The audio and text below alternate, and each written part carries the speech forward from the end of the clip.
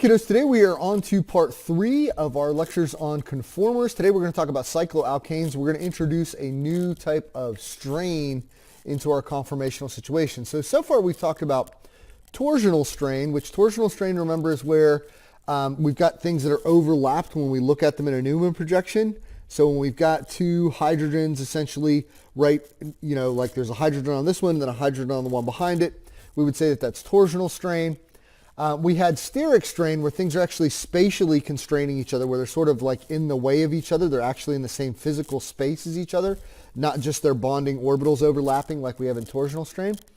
And so then our third one that we're going to talk about today is something called angle strain. Now, angle strain matters mostly in the case of cycloalkanes.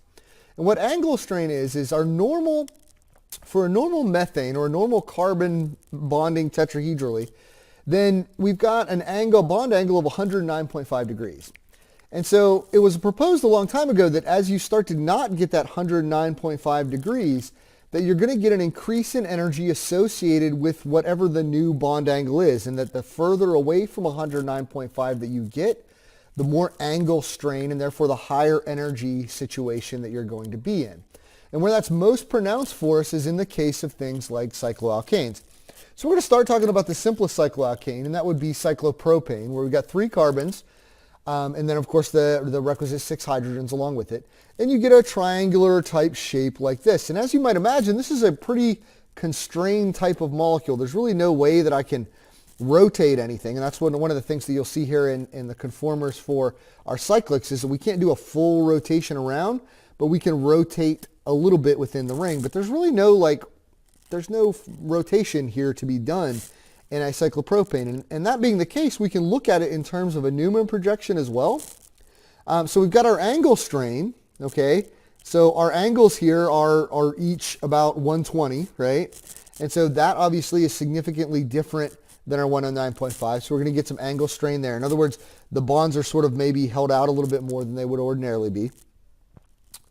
And then what we also have is if we look at it in Newman projection-wise, if you're looking straight down the angle there, you'll see that we have significant torsional strain as well because the hydrogens are overlapping. And there's no real way that I can't shift anything to make that change for that cyclopropane. So we've got a lot of angle strain. We also have a lot of torsional strain. This high amount of angle strain in a cyclopropane essentially means that any 3-membered ring is going to be really susceptible to anything that wants to open up the ring. We'll see later on in the year that there are things called ring opening reactions.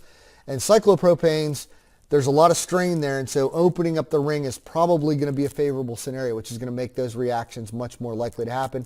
We're going to see later on when we talk about epoxides in particular, where we replace this carbon with an oxygen, that those are really reactive. Okay, so let's look at our other cycloalkanes. So let's look at our next ring. Our next ring is a cyclobutane, 4 carbons. Okay, you'll see that it's in sort of this square situation. And if we left it in the square situation, we've got 90-degree angles here, so pretty significant angle strain. We're quite a ways away from tetrahedral. And then there's a lot of torsional strain. If you just looked at that head on, you could see that all of the hydrogens are overlapping each other. So we can't relieve a lot of the angle strain, although we can some of it, but we can relieve some of it and then relieve a lot of torsional strain by essentially pushing one of these down a little bit, okay? And so if we adopt what we would call a puckered conformation, which would essentially state that like the carbons are a little bit out of the plane with each other, then you'll see that we relieve a lot of the torsional strain. There's still some there, okay? There's still some overlap, you see a little bit there, but not nearly as much as we had before, and the angles have a little bit of relief there as well. And so that's what we're going to see as sort of the trend in our cycloalkanes is that since we can't like totally flip around the bonds because they're locked into place by virtue of being in a ring, that some small alterations in the direction that they go is going to allow us to relieve a lot of angle strain. And so there are going to be different conformers of that as we get up in the higher ring structures that allow us to have some more favorable scenarios. So let's look at cyclopentane real quick. So if we look at our cyclopentane molecule, okay, again, a pentagon type shape, and I know that mine's a little oblong there, sorry about that. Then if you think about the angles that are going on here, the angles within this are actually pretty close to normal tetrahedral. They're about 108, which makes them really close to tetrahedral, which means the angle strain is a whole lot lower, even in a planar configuration. And what you'll see as you go and look at the different ways that we can make cycloalkanes is that planar usually doesn't work. And if you plug them into models, you can see that pretty quickly that they don't work too well that way. But what you do see, of course, is if you looked at any two carbons, that we would have significant torsional strain still that way. And so the way that we can alleviate that usually is to do a little bending, much like we would in our butane there, and make it sort of a puckered conformation. And what you'll see there is that the hydrogens then start to move out of alignment with each other. They start to be more staggered, to use our normal Newman projection type of way. And that then is going to lower the energy, because while we haven't done a whole lot for the angle strain in the case of the cyclopentane, we've done a lot for the torsional strain and allowed those hydrogens to be a little bit further away from each other. And so that significantly is going to lower the energy just by taking one of those carbons really and bending it out of the plane a little bit. And we'll see that becomes a lot more important when we talk about our most important molecule, which is our cyclohexane that we're going to talk about next. All right, so let's talk about cyclohexane. Cyclohexane is sort of the most, I don't want to say most common, but the one that you'll run into the most in organic chemistry. It's obviously it's going to have some resemblance later on to the benzene ring, although the conformational thing doesn't work in the same way there. But we see a lot of hexagonal structures in biomolecules.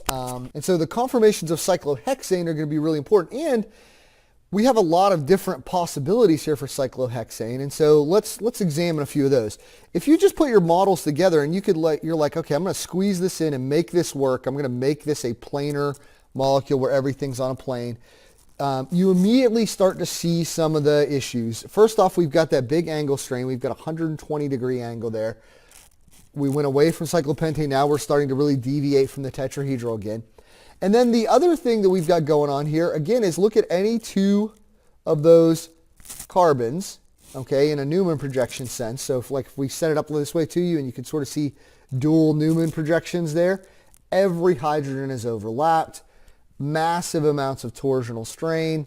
That's not how we're going to see the molecule at all. So instead, there's several different conformations that we can have here, and they have different varying levels of what sort of energy conformation can we have. So one of the most common ways that we'll see it, and really there's two main ways that we'll talk about a lot, is that if we take our cyclohexane and we twist up, okay, on both ends, so now we essentially have 4 carbons in the plane here, and then we've got 2 carbons above the plane, okay? This is what we call a boat conformation. The reason that we call it a boat conformation is that because if we drew that out, okay, that we would look sort of like this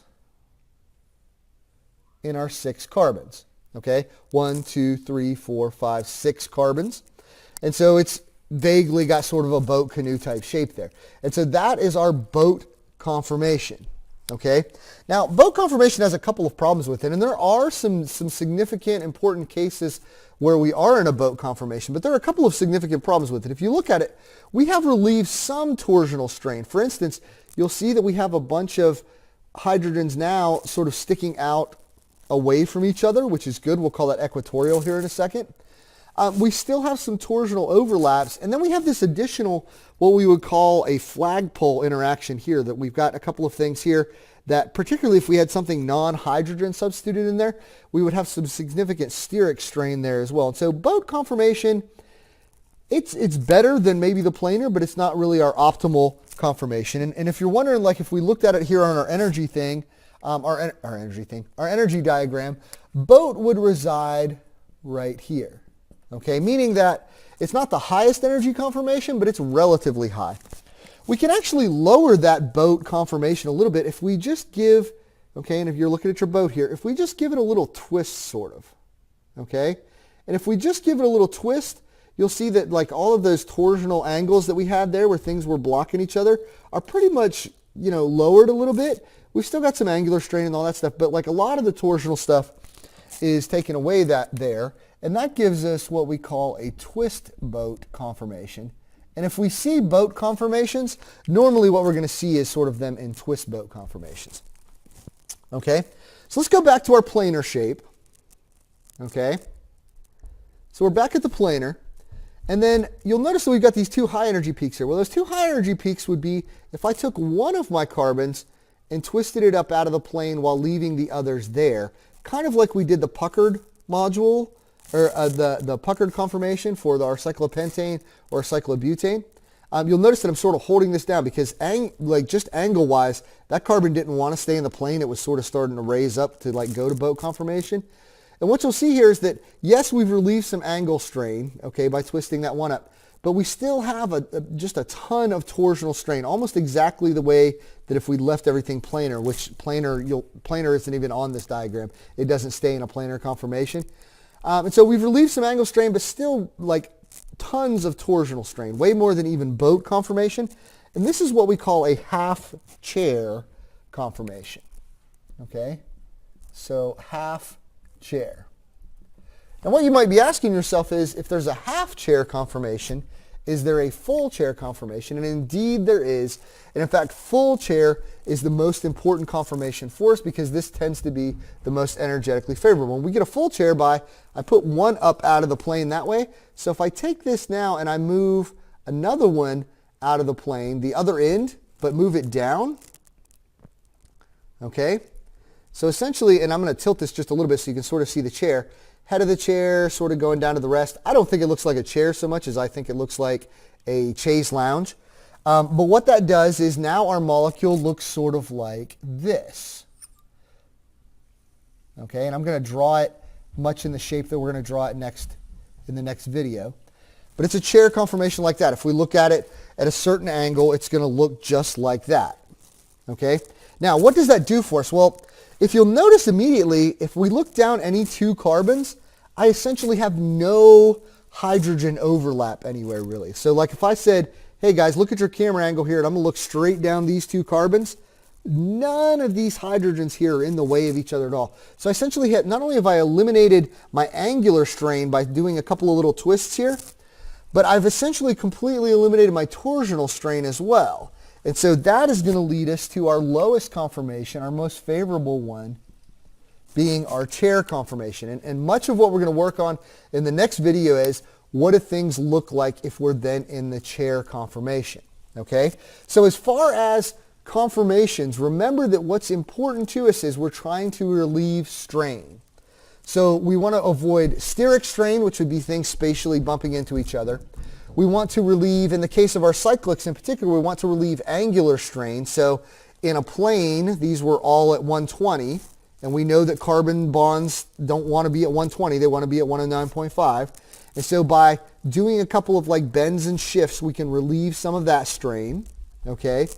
And then maybe most significantly, or what causes a lot of our strain, is torsional strain, which would be our hydrogens or our groups attached to our carbons overlapping each other in terms of their molecular orbitals. That's not going to be the case here. So we want to minimize that. So there are three types of strain that you want to minimize. We've got torsional, okay, which is the molecular orbital bonding parts overlapping. There's steric strain, where they're spatially overlapping. And then there's the angle strain. We want the angles to be as close to 109.5 as we can.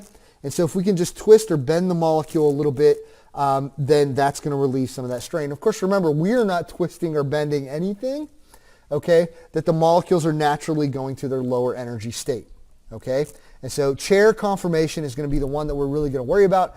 We're going to spend the whole next video talking about how to draw chair conformations and where the hydrogens are and how to do chair flips and all that stuff. But that's the basics of the angle strain part of cycloalkanes. All right, thanks, kiddos.